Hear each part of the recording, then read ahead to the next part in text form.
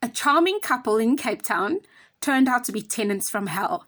They went and rented a 5 million rand property. They told the owner, just give us some time to get a bond together. And guess what? A year later, still nothing's materialized.